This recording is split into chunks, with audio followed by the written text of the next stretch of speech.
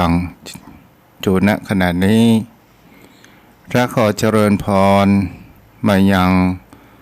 ศรัทธาญาติโยมอันมีโยมพ่อโยมแม่พ่อมอนแม่มอนพ่ออุ้ยแม่อุ้ยพี่ป้าน้าอาท่านผู้ฟังผู้มีใจบุญทุกท่านที่ติดตามรับฟังธรรมะยามแรงทั้งสองสถานี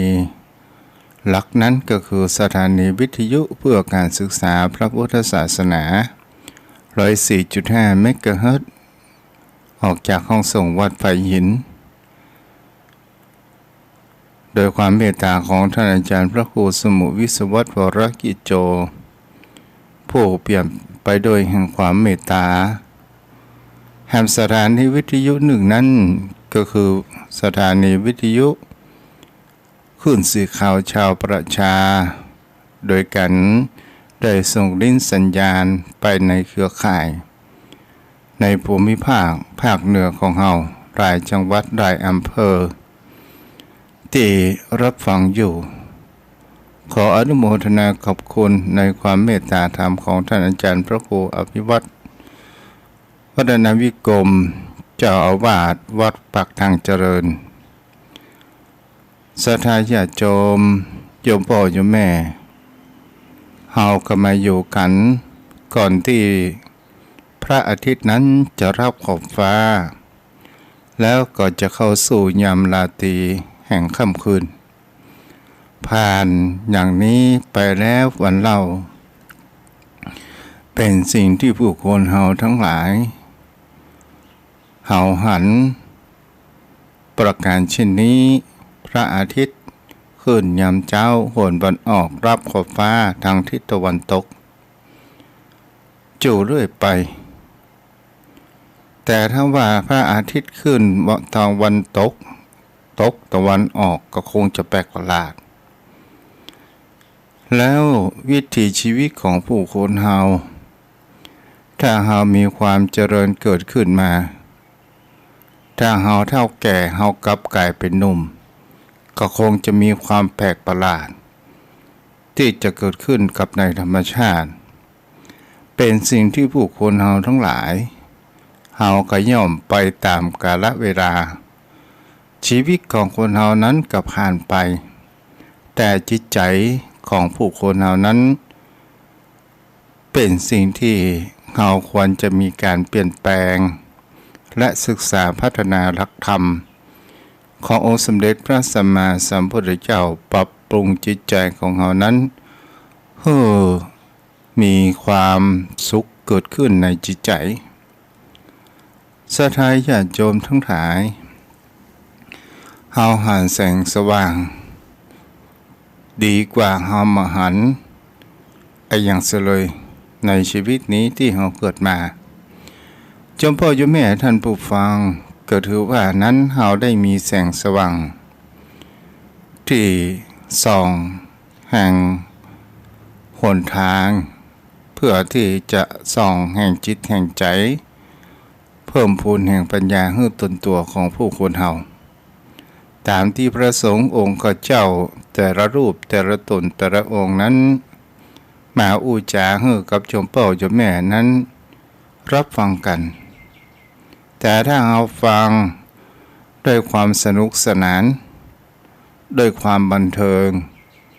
เราก็คงจะมามีแห่งสาระแห่งความคิดแต่ถ้าว่าเราฟังแล้วเป็นคติธรรมนำไปปรับปรุงเปลี่ยนแปลงจิตใจของเราคงจะมีความดีงามเกิดขึ้นกับจิตใจของเรานั้นอยู่ร่ำไปศรัทธาญาติโยมทั้งหลายวันนี้เราจะเข้ามาสู่แห่งคำว่าที่รักธรรมคำสอนของพุทธองค์เกี่ยวกับแห่งคำว่าที่เราฮู้กันก็คือคำว่าเลิกดีมันอยู่ที่ไหนคำว่าเลิกดีนั้นเป็นสิ่งที่ผู้คนเราทั้งหลายจะหาได้ว่าคำว่าเลิกดีอันว่าความเป็นมงคล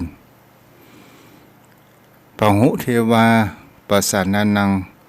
หมู่ชนทั้งหลายมีความสงสัยว่าไอ้อย่างคือเลือกดีไอ้อย่างคือเป็นความมงคลในก่อนนั้นศรัทธาญาติโยมทั้งหลายบางคนก็ว่าตื่นเช้ามาหาดอกก็เปลว่าถือว่าเป็นผู้มีความเลือกดีบางคนก็ว่าเกิดมาตื่นมาเมื่อเจ้ามีเสียงไพเราะเสียงนกร้องกันก็ถือว่าเฮา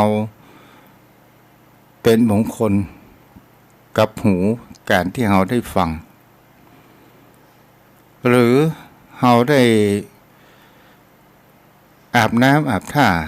ต่างๆแล้วเฮามีร่างกายชำระร่างกายของเฮามีสบาย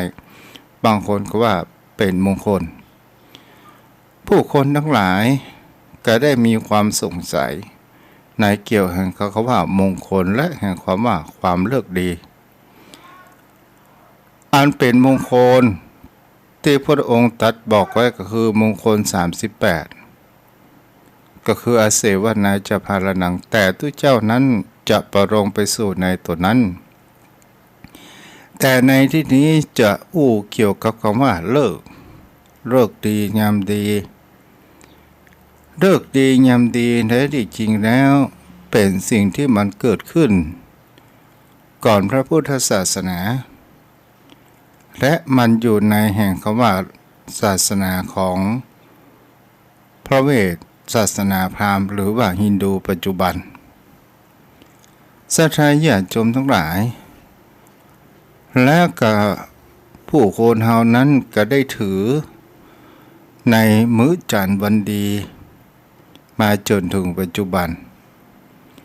และก็เป็นสิ่งที่ผู้คนเฮาทั้งหลายบางคนบางท่านก็มีความเข้าใจว่าเฮาเป็นชาวพุทธเลิกดียามดีนี้เป็นของพระพุทธศาสนาแท้จริงนั้นมันบัดใหญ่เป็นของพระพุทธศาสนาเลิกดียามดีนั้นมันเป็นของศาสนาพราหมณ์แต่เลิกดียามดีของพุทธองค์นั้นเปิ้นได้บอกไว้ว่าพระผู้มีพระภาคเจ้าได้ตรัสไว้ว่าบุคคลใดก็ตามถ้ามีความประพฤติสุจริตโดยกายวาจาใจในเวลาเช้ากลางวันหรือในตอนเย็นก็ตามนั่นแหละถือว่าเป็นเลิกดีศรัทธาญาติโยมทั้งหลายพระองค์นั้นได้ตรัสไปแห่งไปว่าบุคคลผู้ประพฤติชอบในเวลาใดเวลานั้นก็ชื่อว่าเลิกดีสุนักกตังสุมังคลังเลิกดีหรือว่ามงคลสุมังคลังคือสว่างดีสุภาพตังลุ่งดีสหุทิตังคณะดีสุขโนยามดีสมุหุโตและเป็นการบูชาดีแล้วสุยิถังในการในเพื่อนพรหมจรรย์ทั้งหลายผู้ประพฤติอยู่ร่วมกันศรัทธาญาติโยมทั้งหลายในสิ่งเหล่านี้พระองค์นั้นก็หมายถึงเขาว่าเลิกดีนั้นก็คือตามที่ทุกเจ้าได้ทำความเข้าใจเลิกดีนั้นก็คือความพร้อมที่เรามีทุกสิ่งทุกอย่างถ้าเราอย่างพร้อมนั้นก็ถือว่ามีความเลิกดีและผลนั้นมันก็จะออกมาดีนั่นเองศรัทธาญาติโยมทั้งหลายก็หมายถึงว่าถ้าเราพร้อมทุกสิ่งทุกอย่างมันก็ย่อมนำมาแห่งคำว่าความสุขและความไหลโลกความงอกงามไพบูลย์ในพระพุทธศาสนาและมีความสุขโดยเห็นคำว่าญาติทั้งปวงศรัทธาญาติโยมเป็นสิ่งที่เราจะหันได้ว่าบ้านเราตลอดจนถึงประเทศไทยของเราจะเชื่อในมื้อจันทร์วันดีกันนั้นเป็นส่วนใหญ่แต่พระองค์นั้นได้ตรัสไว้ในได้ตรัสไว้ในสุปุ พันนหสูตรนี้ว่าแสดงว่าสิ่งที่สำคัญของพระพุทธศาสนานั้นก็คือคำว่าเลิกดีนั้นก็คือคำว่าพร้อมทั้งกายวาจาใจอันเป็นสุจริตหมายถึงคำว่าเฮาบ่ได้ด่าบ่ว่าอันหยังเงื่อไผและจิตใจกายของเฮานั้นก็พร้อมทุกสิ่งทุกอย่างพร้อมมันก็ถือว่าเป็นเลิกดีแต่ทางผู้คนเฮาที่มีคำว่าโหราศาสตร์ซึ่งแท้ที่จริงแล้วมันเป็นของพราหมณ์และเป็นสิ่งที่ของเฮาจะหันได้ว่าเจ้าโลกก็ได้เชื่อกันมาสืบต่อกันมาจนถึงปัจจุบันแม้กระทั่งประเทศไทยของเฮาเชื่อเกือบ 100% ศรัทธาญาติโยมทั้งหลายคำว่าความเชื่อโหราศาสตร์และกิจกรรมทางโหราศาสตร์ก็เป็นอย่างแพร่หลายไปทุกชนชั้นหมู่ระดับและคำว่าโหราศาสตร์มันก็ยังบังเกิดในบรรพชิตและคฤหัสถ์ต่างๆเฮาจะเห็นได้ว่าเป็นของพราหมณ์อย่างการที่เฮาเบิกใบสีเฮาจะเนี่ยหยังเฮาก็ได้ตั้งใบสียังวัดยังวาต่างๆนี่ก็ถือว่ามันเป็นของโหราศาสตร์และเป็นของพราหมณ์เป็นหน้าที่ของโหราจารย์เป็นหน้าที่ของคฤหัสถ์ศรัทธาญาติโยมเป็นสิ่งที่เฮาก็ลองมาทำความเข้าใจแห่งคำว่าเลิกดียามดีมีเรื่องเล่านั้นไว้อยู่เรื่องหนึ่งศรัทธาญาติโยมทั้งหลายมีเจ้าบ่าวและเจ้าสาวฝ่ายพ่อเจ้าบ่าว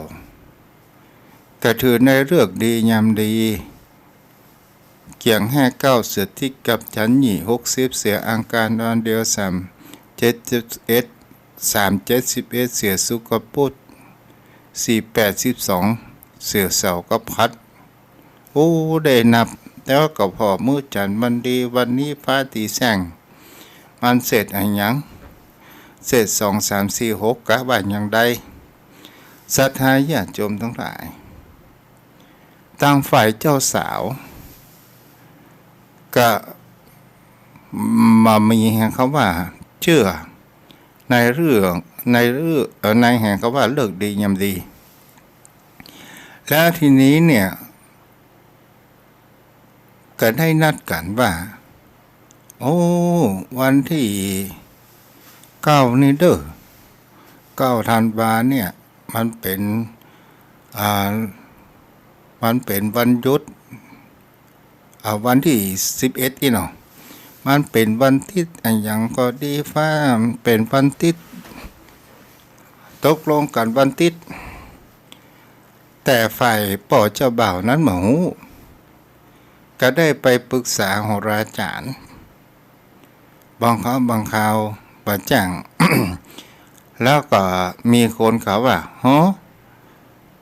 วันที่นี่บ่ดีแต่งงานเด้อมันบ่ดีนะฝ่ายพ่อเจ้าบ่าวก็มีความเชื่อว่าวันนี้มันเป็นวันบ่ดีแต่ฝ่ายเจ้าสาวนั้นได้เตรียมงานไปแล้วศรัทธาญาติโยมทั้งหลายแล้วทีนี้เนี่ยพ่อทางฝ่ายเจ้าสาวการทั้งรอเกอร์วันติดตะเตรียมอันยังซับเสร็จเรียบร้อยฝ่ายเจ้าบ่าวก็อยู่ต่างจังหวัดสมัยนั้นก็คงบ่มีโทรศัพท์เอ้ยมึงบ่ลังไม้ขัดมากเสียแกนี่ผู้ว่าแฟนมึงก็มาเนี่ยพ่อใจฝ่ายพ่อใจเจ้าบ่าวก็มาโอ้ศรัทธาญาติโยมทั้งหลายพ่อฝ่ายเจ้าสาวนั้นก็ได้ไปหาบุคคลที่มีความรักชอบพอกับลูกของตัวเองโอ้ไอ้แก้มาลูนยังวันนี้ยังไปแต่งตัวเป็นเจ้าบ่าววะประเดี๋ยวงานกู ก็ละงานจะพองละประเดี๋ยวเนี่ยเจ้าบ่าวนะก็มาหันมาอย่างสักอย่างโอ้ศรัทธาญาติโยมทั้งหลายลีนี้ป่อฝ่ายเจ้าสาวก็ยกเจ้าสาวฮือไอ้แก้วมาลูนเดียวต่อมาศรัทธาญาติโยมทั้งหลายฝ่ายเจ้าบ่าวได้ไปหามื้อจันทร์วันดีว่าต้องแต่งงานพุ่นเด้อวันเสาร์แน่พุ่นนะวันเสาร์โอ้ศรัทธาญาติโยมทั้งหลายวันเวลาก็ผ่านไปพอถึงวันแห่งวันเสาร์ศรัทธาญาติโยมทั้งหลายฝ่ายป่อเจ้าบ่าวและเจ้าบ่าวก็แห่ขันหมากอายังมาโอ้ฝ่ายป่อเจ้าสาวหันแล้วโอ้ไอ้น้อยคิงยังมาบาดเดียวนี้โอ้ปิ่นจะได้แล้วป่อเนี่ยพอแล้วบาดเดียวนี้เนี่ยคิงยังมาได้ยังมาอู้มาจ่ามาบอกมากล่าวเฮ็ดได้แล้วป่อกับลูกสาวอีป่อมันก็เลยยกให้ไอ้แก้วมาโลนนี่อย่างโอ้แล้วผมวันนั้นผมจะแม่ละป่อผมบอกว่าเลิกบดีโอ้บัดเดียวอันผมก็ไปว่าผมก็บ่ได้เมียผมละกะโอ้จะไปได้อย่างไรรอเลิกดียามดีเปิ้นบอกว่าวันอาทิตย์ที่11นี้เนี่ย สถานญาติโยมทั้งหลายนี้ก็คือเห็นเขาว่าเลิกดียามดีเป็นสิ่งที่บางครั้งบางคราวถ้าคนเฮานั้นมีการปรับเอามาใจโดยการที่ว่าเฮามีความพร้อมมากน้อยขนาดไหนถ้าอย่างเฮาทำบุญบ้านใหม่สตางค์ก็บ่พร้อมแล้วก็ไปกู้หนี้ยืมสินมาจะทำบุญขึ้นบ้านใหม่จะทำน้อยก็กลัวเพิ่นว่าจะทำนักก็สตางค์ก็มามีก็เลยโมโหจะทำอย่างใดแต่ถ้าว่าเฮามาพอดูว่าเฮามีความพร้อมแล้วบ่เรื่องพระสงฆ์องค์เจ้านิมนต์พระสงฆ์องค์เจ้ามาทำบุญขึ้นบ้านใหม่ของตนตัวของเฮาเองก็ถือว่านั่นก็คือความว่าเลิกดียามดีศรัทธาญาติโยมทั้งหลายเป็นสิ่งที่เราจะหันได้ว่าคำว่าโหราศาสตร์มันคือพยากรณ์คำว่าพยากรณ์มันแตะพ่องบ่แตะพ่องอย่างกับพยากรณ์อากาศศรัทธาญาติโยมทั้งหลายบางคำบางคราวมันก็พยากรณ์ว่าบรรพุฝนจะตกบางเตื้อก็เป็นจริงบางเตื้อก็บ่เป็นจริงเป็นสิ่งที่เราจะเอาความแน่นอนแห่งเขาว่าโหราศาสตร์นั้นไปอิงเอียงแห่งเขาว่าดวงดาวนั้นเป็นผู้มีอิทธิพลต่อโลกมนุษย์นี้มากมายขนาดนับนังฝ่ายศาสนาพราหมณ์ได้เกี่ยวกับเรื่องโหราศาสตร์จูประการเช่นนี้แต่บางสิ่งบางอย่างตามที่หลักธรรมคำสอนของพระพุทธองค์นั้นบอกว่าการที่เรามีจะเลิกดียามดีมันก็คือเห็นเขาว่าการกระทำของคนเฮาถ้าว่าเฮามีการกระทำด้วยกายวาจาและจิตใจของเฮาอันอย่างมีเป็นความดีหรือว่ามีความสุจริตมีความประพฤติดีมีความพร้อมและเฮามีสติปัญญาในการพิจารณาเรื่องราวต่างๆศรัทธาญาติโยมทั้งหลายนี้ก็เป็นสิ่งที่แห่งเขาว่าเลิกดีแต่บางครั้งบางคราวบางคนบางท่านก็ไปเชื่อตังโหราศาสตร์มากเกินไปโอ้เปิ้นว่าจัตตาสูนี่นะห้ามออกจากบ้านภายใน15 วันเด้อพ่อแม่บอกกล่าวบ่ฟัง ไปฟังหมอดูศรัทธาญาติโยมทั้งหลายนะสิ่งเหล่านี้บางครั้งบางสิ่งบางอย่างเฮาก็จะต้องใช้สติและปัญญาของเฮาพิจารณาดูเหตุผลแห่งการดำเนินชีวิตตนตัวของเฮาสิ่งที่สำคัญมากที่สุดนั้นก็คือคำว่าสติปัญญาที่เฮาควรจะมีเพื่อที่จะเป็นไฟส่องทางเพื่อเฮาไปสู่แห่งความสุขหรือว่าหานแห่งความจริงแห่งหานสัจธรรมพุทธศาสนาของเฮานั้นบ่ได้สอนในเรื่องโจกรางของขังอะไรอย่างต่างๆนานาแต่พุทธศาสนาสอนให้พุทธบริษัททั้งหลายเชื่อในกฎแห่งกรรมและกับความรับผิดชอบของตัวเองโดยการดำเนินชีวิตของเขานั้นด้วยสติปัญญาเปิ้นบอกว่าเราจะไปเชื่ออะไรอย่างง่ายเราจะไปงมงายเน้นตนเป็นที่พึ่งแห่งตนก็คืออัตตหิอัตโนนาโถถ้าเราประพฤติดีสิ่งดีๆมันก็จะเข้ามาหาตนตัวของเราถ้าเราเป็นคนประพฤติดีด้วยกายวาจาสิ่งที่บดีนั้นมันก็จะเข้ามาตนตัวของเราพุทธศาสนานั้นบ่ได้เป็นศาสนาแห่งคำว่าความอ้อนวอนศรัทธาญาติโยมบางท่านบางคนไปจุดธูปปักธูปได้บนบานสันเก่าถ้าข้าเจ้าได้ถูกหวยรวยเบอร์จะเอาสตางค์มาทำบุญถวายเด้อกูเตือบังคับพระเจ้าอาวาสถ้าถูกหวยนะรางวัลที่หนึ่งจะมาช่วยซื้อที่ดินนะโอ้ศรัทธาญาติโยมทั้งหลายตูเจ้า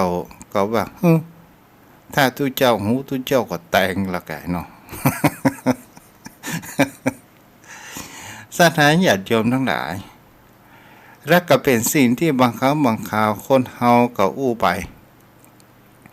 บางคนบางท่านกล่าวว่าขอถูกหวยเด้อ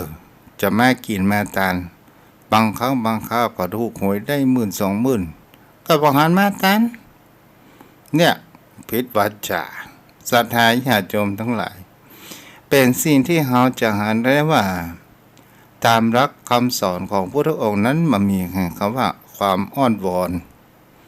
เฮาอยากจะได้อะไรอย่างเฮาก็จะต้องลงมือกระทำตนตัวของเฮาด้วยตนตัวของเฮานั้นเองหรือว่าอัตตหิอัตโนนาโถต่อมาศรัทธาญาติโยมทั้งหลายรักธรรมคำสอนของพระองค์นั้น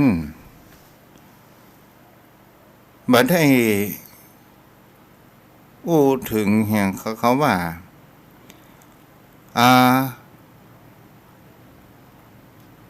แห่งเขาว่า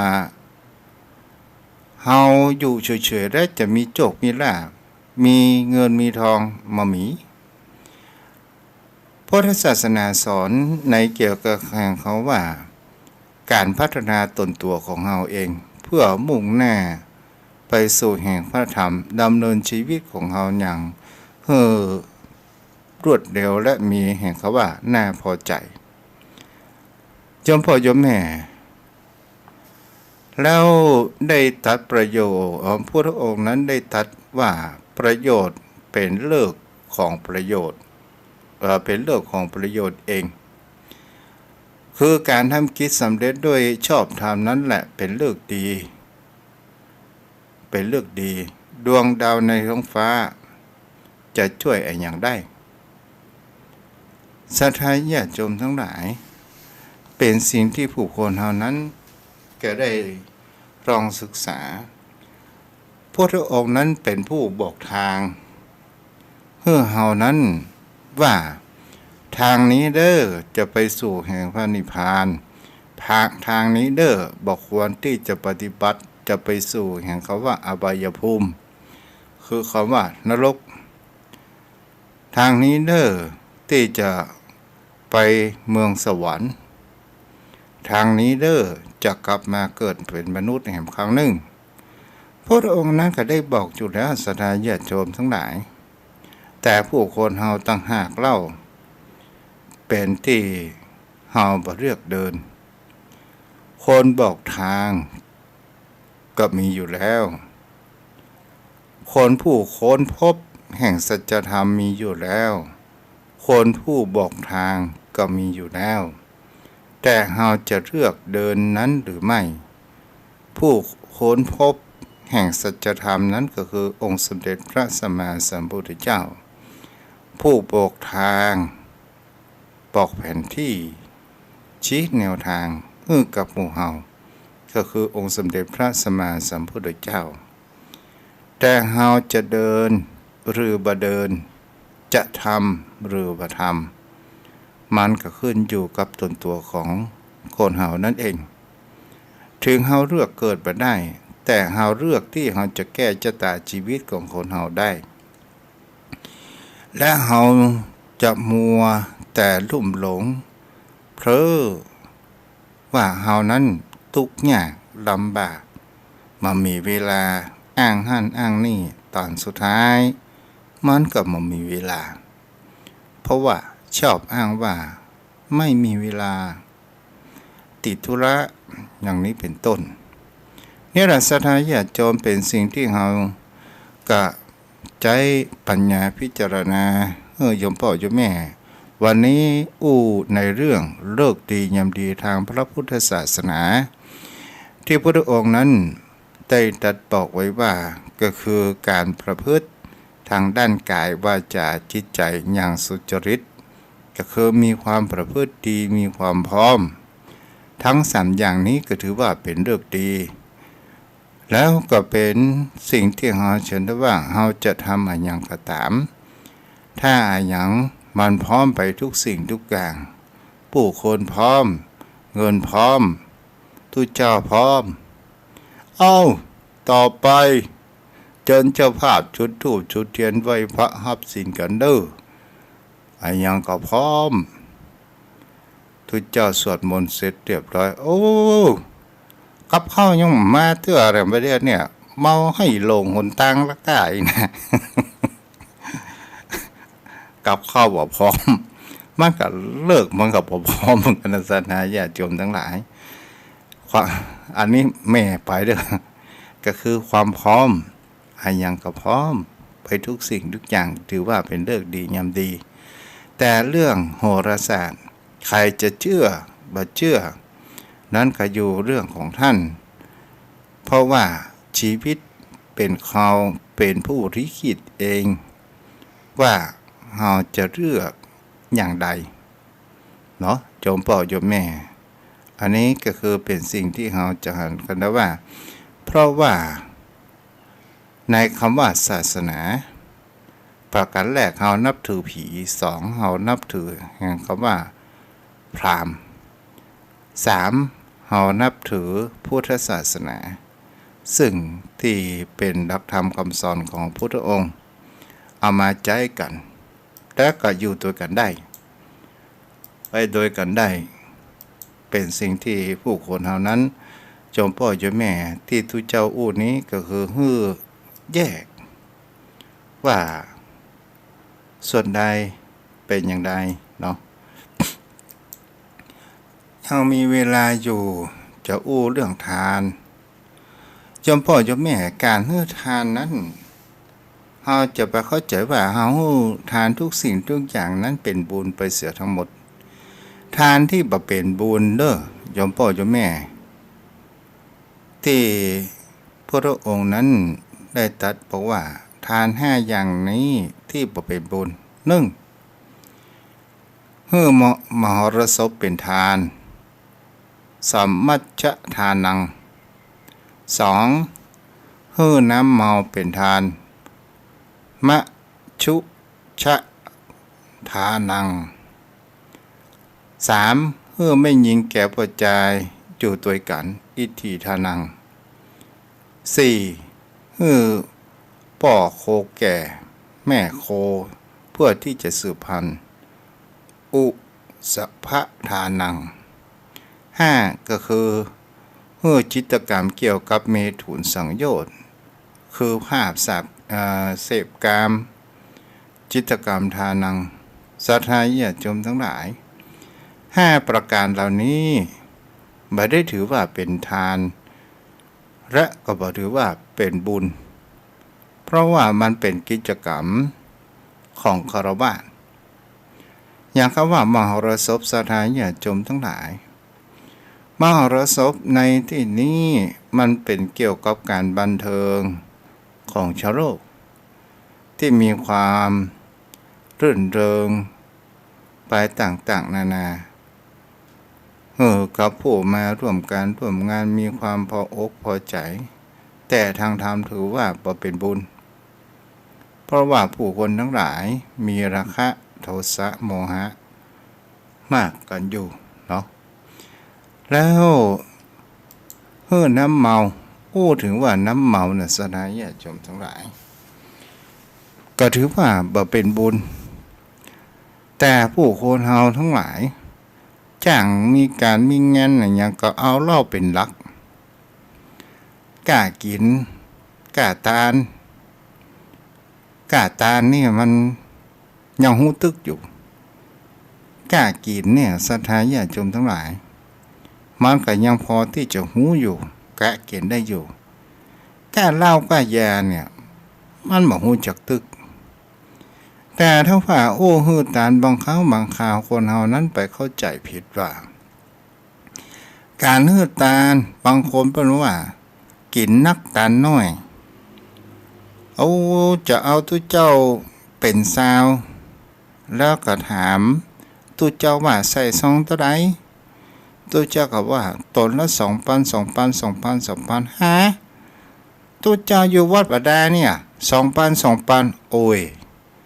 ใจเนี่ยอย่างใดอันนี้บอกเข้าใจทุกเจ้าเนี่ยอันก็ตามใจเถอะขอปันแห่ไป ศรัทธาญาติโยมทั้งหลายแต่บ่ได้คิดถึงเขาว่าเวลาดักเหล้าดักเบียร์มาไปพอสตางค์กินนี่นักกว่าตาลคนเฮาก็แปลกนะเข้าใจผิดแต่เรื่องแห่งเขาว่าการที่เราประกอบกิจการขายเหล้าขายยาต่างๆนานาก็ถือว่าเป็นสิ่งที่บุคคลกระทำเพราะว่ามันเป็นการเบียดเบียนตนเองและผู้อื่นและก่อทำให้เกิดแห่งคำว่าโลภเราก็ลองพอแล้วมันเป็นเงินฮ้อนศรัทธาญาติโยมทั้งหลายเงินในของเรื่องของมึนเมาวันนี้แล้วก็ไม่ยิงแก่ปวดใจปวดใจแก่ไม่ยิงเพื่อที่จะมีการสืบสานวงวานกันทางพระพุทธศาสนาพระองค์ก็ว่า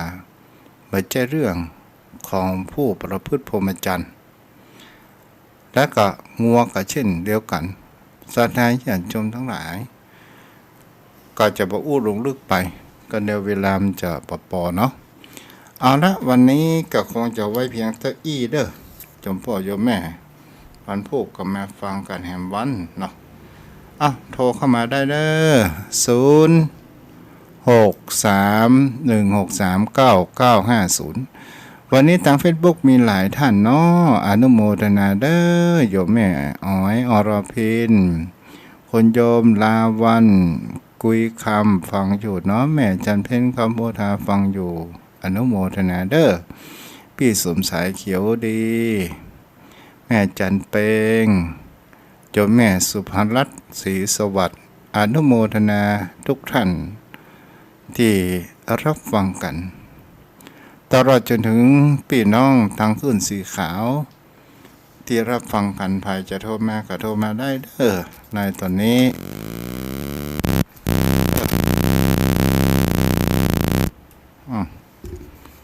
0631639950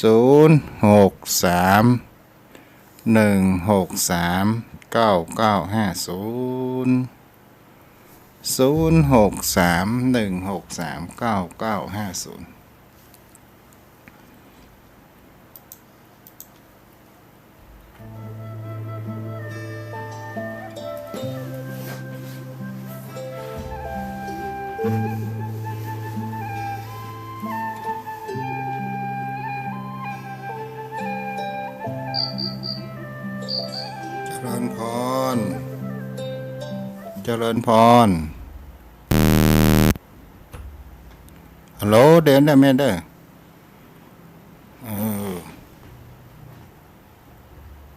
ลอมเดินได้ไหมเด้อฮัลโหลโอ้ตั้งนอกเดินได้ไหมแม่เราเดินจ้าแม่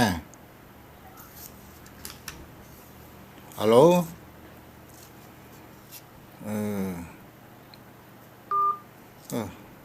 เมาหัวเด้อโทรมาใหม่กันเด้อโทรมาใหม่เพราะว่าแจ็คส่งสัญญาณได้ให้พวกเขาดี0631639950โทรมาได้เด้อเดี๋ยวจะเปิดตังดอมพงเอาเนาะ0631639950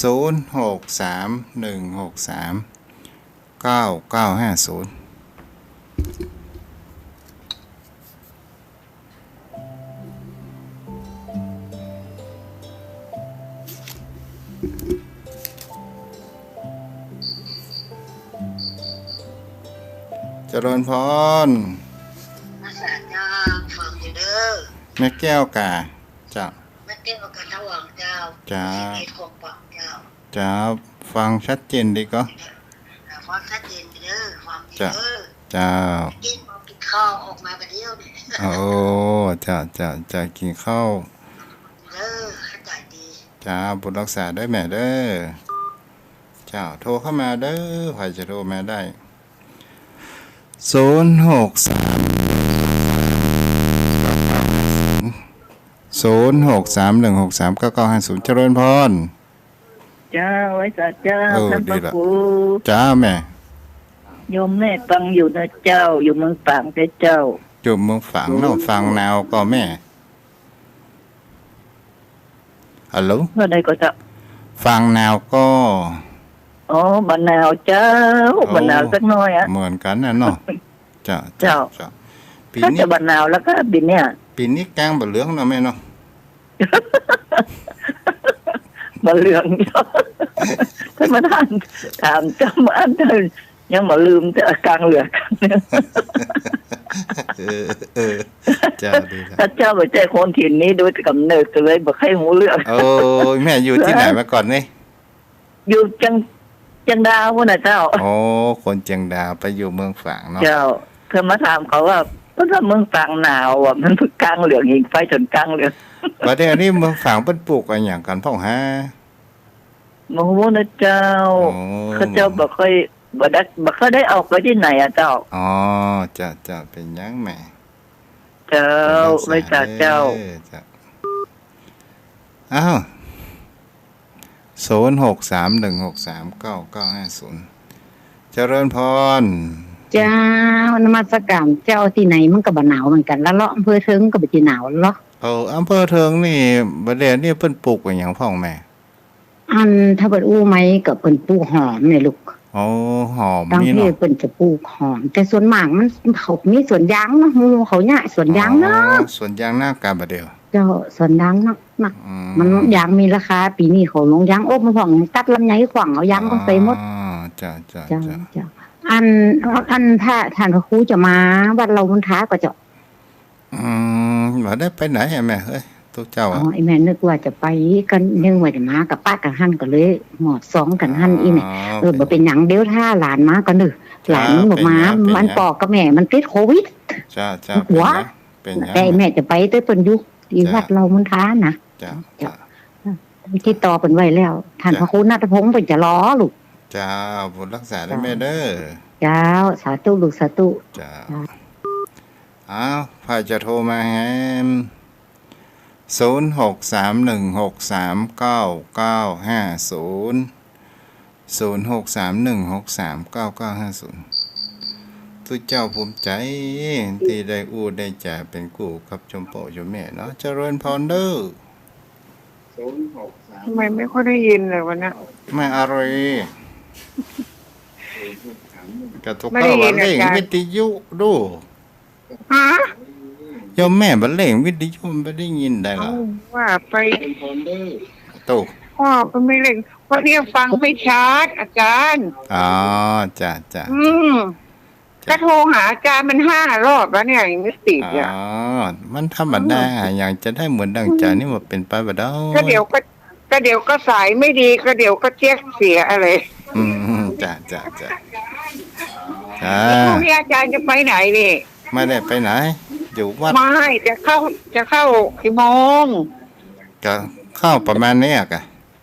อ๋อเมื่ออาจารย์ไปไหนก็ตามไปนั่นนะ จ้าจ้าจ้าจ้า เกาะแข้งเกาะขาอาจารย์ไปอะ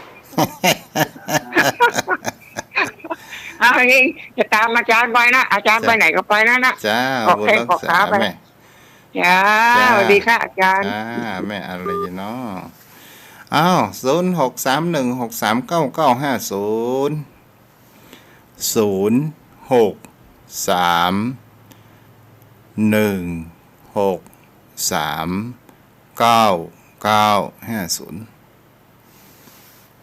โอ้ถึงว่าได้เป็นกู้เป็นกิมโปรดเมตตาครับชมพ่อชมแม่นั่นผู้ฟังเนี่ยจุเล่นผ่องเคี้ยวผ่องก็จะไปถือสากันเด้อ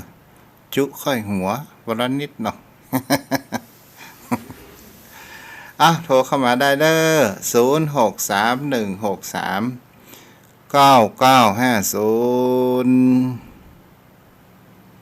ถ้าใครไปโทรมาทุกเจ้าก็จะปิกว่าระเด้อ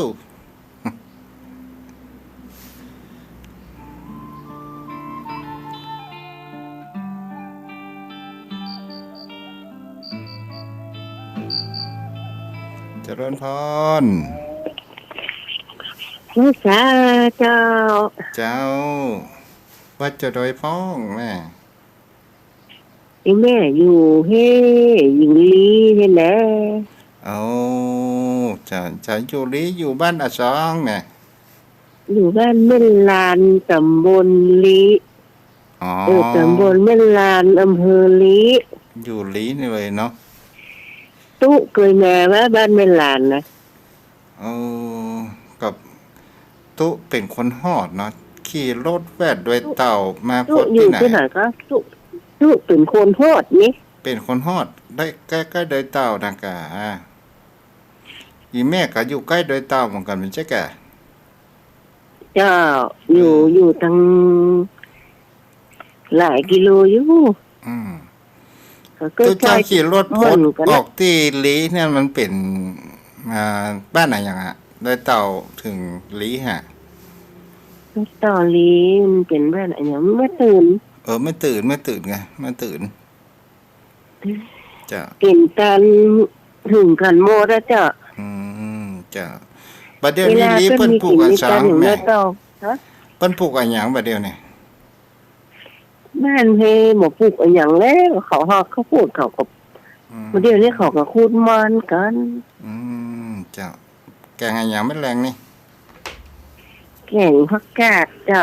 เจ้าใช่ไอ้ช่องก็ ปลูกคนเดียว จ้าอยู่คนเดียวกันแม่ เจ้าปลูกคนเดียวพักแน่ มาได้ซื้อมาแกะลูกกาดแม่ปลูกคนเดียว จ้าโอ้ โทรหาครูบาอาจารย์ทุกโถนทุกองค์น่ะ จ้า โทรมาตอนเป็นซอกเดียว เป็นหยังเ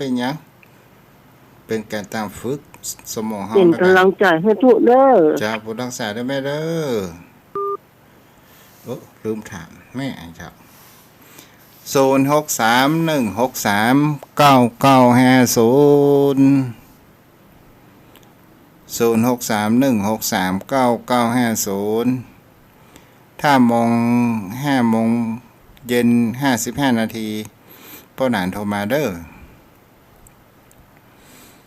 0631639950มืดแล้วเนี่ยโอ้วันพุธก็จะแจ้งแล้วเนาะ0631639950อาบน้ำอาบท่ากันเด้อปล่อยแม่เขาพ่อหนานมันมีภาระโทรมาเด้อป้อหนานสายัน 0631639950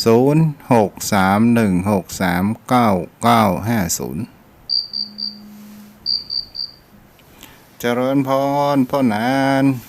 ครับขอกราบแต่ไตรไวสาท่านพระคุณเจ้าผู้เจริญด้วยความเคารพอย่างสูงครับท่านเจ้า เจริญพรเจริญพรโอ้เรื่องเลิกดียามดีเสริมหู้ทุเจ้ากำล้อ ท่านพระคุณเจ้า ผมนี่จะว่ารุ่นเก่าแต่ก็บ่ใจจะว่ารุ่นใหม่แต่ก็บ่เชิง ผมบ่สุดโต่งเนอะไอ้เรื่องเลิกเรื่องยามแต่ก็เอียนหูเนอะท่านเจ้าเนอะหามื้อจันทร์วันดีวันหยังผมหาได้โมแต่ผมบ่สุดโต่งนะครับ เอาหูว่าเปิ้นหูเฮาหูพอใจได้แล้วครับ แม่น แต่ถ้าจะฮื้อในใจผมเนื่องจากผมก็บ่ได้ก้าวล่วงคนอื่นเปิ้นเนอะเพราะว่ามันเป็นสิทธิ์ความ ผมบ่ค่อยตัดใดนะท่านพระคุณเจ้า ผมเอาละคำสอนเอาในพระไตรปิฎกของพระพุทธเจ้า เพราะว่ามันเป็นบรรทัดฐานและมันเป็นของพระบรมครูของเฮา จ้ะ นะครับ เพราะนั้น ให้สาท่านเจ้า ผู้ไอ้หยังทุกสิ่งทุกอย่างจะเป็นเลิกดีบ่ดีไอ้หยังก็ตามเนี่ย มันอยู่ที่ปากเนาะ ดูที่ปากเขาเนี่ยท่านพระคุณเจ้า แต่นะท่านเจ้า เพิ่นว่าอันโชคลาภวาสนานะสู้มานะความพยายามของเฮาบ่ได้ท่านพระคุณเจ้า นั่นน่ะ 90% นะครับ ที่มีความเป็นอยู่ราบรื่นอยู่เย็นเป็นสุขอาศัยความพยายามของตัวเก่าทั้งนั้นนะครับท่านพระคุณเจ้า ถ้ามันมีศรัทธาเฮาบอกว่า แต่จะไปให้มันเกินปัญญาให้มันไปเสมอกัน จ้ะ ถ้ามันมีวิริยะอันนี้ขอโทษด้วยความเคารพนะครับ ผมก็ได้ฟังจากท่านเจ้านะที่ได้เทศนาผมก็จดไว้โอ้คำสอนพระพุทธเจ้านี่ดีกูอย่างถ้ามีศรัทธาก็ขอคือปอกับปัญญาจะไปคือมาอันใดอันหนึ่งเกินกัน ถ้ามีวิริยะคือความเปลี่ยนก็คือมีสมาธิเสมอ แล้วเอาสติเป็นผู้กำกับเป็นหางเสือนี่ผมจดจากท่านพระคุณเจ้าเนี่ยผมจดไว้แล้วผมก็เอานำมา แต่ถ้าถามมื้อจันทร์วันดีผมตอบได้โมแต่ถามผมเชื่อก็ผมบ่ตอบต้องถามผมเชื่อบ่เชื่อผมเรียนรู้ไว้ครับ แต่ว่าคำสอนพระพุทธเจ้านี่เป็นสิ่งที่ดีเลิศยอดเยี่ยมที่สุดใจได้ทุกการทุกสมัยอันนี้แน่นอนที่สุดท่านเจ้า ถูกต้องเนาะ ท่านพระคุณเจ้าประเพณีวัฒนธรรมท่านผมไม่ใช่ว่ามันบ่ดีนะมันก็ดีในท้องถิ่นนั้นๆแต่มันจะหายไปกับกาลเวลามันจะเหลือไว้แต่คำสอนท่านพระคุณเจ้าเหมือนบ้านผมปัจจุบันนี่นะท่านพระคุณเจ้าเวลามีงานขาวดำมันก็เหลือคนเฒ่าคนแก่คนหนุ่มนี่เขาไปเนี่ยการเนี่ยงานและยิ่งบัดเดียวครับคนเฒ่าคนแก่ก็มันไม่ค่อยเหมือนแต่ก่อนเพราะเหตุการณ์มันเปลี่ยนไปเป็นโควิดอย่างเงี้ยลูกหลานก็ว่าเพราะว่ามาซุ่มกันท่านอีแม่เวลาเป็นติดโควิดมาละบ่ฮู้กาคนเข้าความต้านทานมันบ่ค่อยมีก็เดียวก็เจ็บเป็นแล้วก็เดี๋ยวจะเสียชีวิตเน้อคนเฒ่าก็ค่อยกลัวเมื่อคนเฒ่ากลัวแล้วคนเข้าก็บ่ค่อยไปเปิ้นดาการดางานดาครอบดาครัวเปิ้นก็บ่ค่อยไปดังนั้นพิธีกรรม บัดเดี๋ยวที่มีสตางค์จ้างอย่างเดียวเนาะ ใจจ้างโง่ท่านพระคุณเจ้า เข้าหอเจ้าตี้เข้ากองน่ะสุมาเด้อไ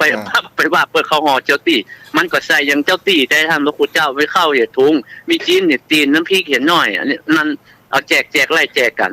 มันก็ดีมัน ถ้าเจ้าตีเป็นตัวเป็นตีนอู้ได้นี่โอ้เมื่อกูกี่คำเดียวละกาย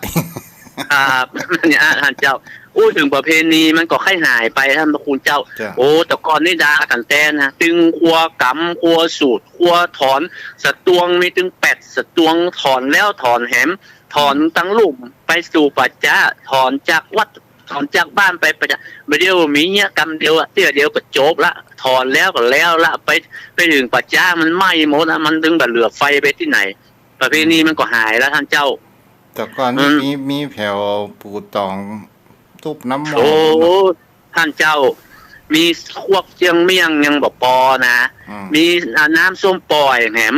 แล้วก็อันเดิมๆนั่นที่ยังตันหันอยู่นะท่านเจ้า เวลาจะออกบ้านเอาขี้เต้าผุยประตู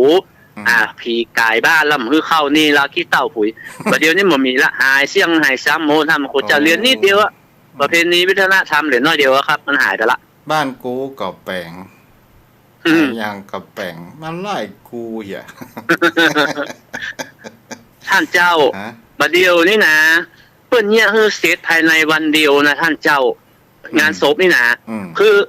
เผาประมาณสักเที่ยงป่าย3 โมงเก็บดุกละตาลวันนั้นเลย สังฆะวันนั้นเลย เปิ้นเนี่ยเสร็จทุกเจ้าบอกว่า โอ้คนหนุ่มก็บ่มีเวลาแล้วทุกเจ้าวัดไหนก็มีตน แล้วไปนิมนต์ที่อื่นมาแห่มันเป็นเรื่องเป็กการนิมนต์เนี่ยเปิ้นมางานศพนะสักเที่ยงป่ายบ่ายโมงเดียวสัก3 โมงสัปเหร่อก็เอาดูกมาละเอามาวัดก็ โอ้ก็ยัง เอามาฮื้อ ก็อันนี้ก็ยังดีกะอย่างกับ เนี่ยวันเดียวครับ ทางบ้านทุกเจ้าก็เนี่ยวันเดียวเด้อ เนี่ยวันเดียวนะท่านพระคุณเจ้าลวดสังฆะลวด ต้ ตาน ล ประ ดุก ตูบ้านก็ทุกเจ้าสังฆะล่ะ เนี่ยมันเป็นไปตามประเพณีละบ่3 วัน7 วันเหมือนแต่ก่อนแล้วท่านเจ้า สังฆะเนี่ยพ่นหนาน ครับ ขอให้ยมป่อยมแม่ท่านผู้ฟังปัจจัยว่าไล่ผีเด้อ อ๋อบ่ใช่ครับ ท่านเจ้ายังอันนี้ผมขอโทษนะจริงท่านเจ้าหูนักเลยผม ท่านเจ้าหูนักเลยผม คือสังฆะเนี่ยแปลว่าสงเคราะห์ คือกำลังใจคือครอบครัวบ้านหลังนี้นะมันเป็นงานข่าวดำมันก็ควรหายคือตกอกตกใจได้ทุกโศกที่สูญเสียคนอันเป็นที่ฮักเป็นพ่อเป็นแม่ไปทุกเจ้าเปิ้นมาสังฆะปาเปิดก็คือกำลังใจให้หมดใส่ไว้เนี่ยสวดนั้นก็เป็นสวดพุทธมนต์นะครับ แต่ว่าเปิ้นฮ้องว่าสังฆะคือกำลังใจเน้อตั้งนี้ไปก็คืออยู่ดีมีสุขบ่เจ็บบ่เป็นอย่างเน้อคนไปตั้งหน้าเปิ้นก็ไปสู่ภพใหม่ภูมิใหม่เอาอยู่ตั้งหลังก็คือเจริญรุ่งเรืองเนี่ยครับเปิ้นบ่ได้ไล่ล้อบทสวดนั้นเป็นบทสวดพุทธคุณธรรมคุณสังฆคุณในอันแต่ล้อแล้วคนบ้านนี่ บางเขาไปเข้าใจว่าไล่เอาแฮม อ๋อ เอาทรายมาให้ทุกเจ้าเสกแฮมทุกเจ้าก็เลยบอกว่า เอาไปใส่เข้ามาตัวเด้อหม้อเข้ามาตัวอีเนาะ ก็ที่ของเปิ้นน่ะอย่างเปิ้นยังเอาของเปิ้น แม่น อันนี้เนี่ยคือมันดีมันงามคือเป็นที่ภูมิอกภูมิใจคือกำลังอกกำลังใจปอบ จาก ปอบใจ งาน เจ้า เอา บ้า ว่าน มงคลก็เป็นงานมงคลเนาะ ใช่แล้วครับ จ้ะ คืออย่างบ้านมันมีโซฟเนี่ยเปิ้นฮ้องว่างานเป็นงานที่ไม่ใช่มงคล เมื่อโซฟออกไปแล้วก็ต่อไปนี่ก็เป็นมงคลแล้วเนอะก็เปลี่ยนให้มันเป็นงานให้มันเป็นมงคลหรือเจ้ามาสูตรมาถอนอย่างแล้วก็อยู่ได้เลยครับ บางคนว่า เดี๋ยว ไป อันนี้ก็ถึงผม คนที่หมูไปถามว่าอะไรเป็นสังฆะให้ดีว่าไล่อีกอ่ะดูอ้าวบ้านของเราพ่อก็ทำงานเอาเงินมาสร้างเนี่ยทำไมต้องไล่ แท้ได้จริง เปิ้น ใช่ เรื่องบุญเรื่องคุณอันนี้เปิ้นก็จึงมีอยู่แล้ว แต่ว่า ใช่ อันเฮาคนตั้งหลังเนี่ยพอดีมันมีหน้าที่ในการดำเนินชีวิตอย่างก็มีงานนักยิ่งไปเดียว ลูกเต้าอยู่คนตีคนต่างเสร็จแล้วก็ต้องไปทำเวียกทำการเนาะท่านเจ้าเนาะ เจ้าบทนักษาเด้อ อย่างมันเสร็จ เอาตั้งนี้เนาะพ่อหนานเนาะ ครับผมขอกราบแตบใจไว้สาในเมตตาธรรมท่านเจ้าด้วยความเคารพอย่างสูงครับกราบไว้สาครั จะ บ อนุโมทนาที่เสริมแต่งกันเนาะวันพวกเขามาอยู่กันใหม่เด้อยมพ่อยมแม่ วันนี้ไว้เพียงเท่านี้เด้ออาบน้ำอาบท่ากินข้าวกินน้ำพักผ่อนสบายเด้ออายุวโนสุขังพลัง